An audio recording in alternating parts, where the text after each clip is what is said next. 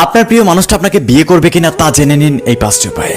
Number 1, হঠাৎ একদিন দেখবেন সে নিজেই আপনাকে তার পরিবারের সাথে পরিচয় করিয়ে দিচ্ছে এবং সে নিজে আপনার পরিবারের সাথে পরিচয় হতে চাইবে।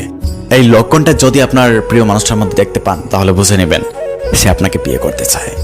নাম্বার 2, দিন দিন আপনার প্রতি তার ভালোবাসা বাড়তে থাকবে। ছেলে বলুন অথবা মেয়ে বলুন, একবার যাকে মন থেকে ভালোবেসে ফেলে তখন তারা কেউ সন্দেহ করে না, বরং তারা দুজনকে প্রচুর পরিমাণে বিশ্বাস করে। নাম্বার 3, সে আপনার সাথে রোমান্টিক কিংবা 18+ কথা বলে সময় নষ্ট করবে না।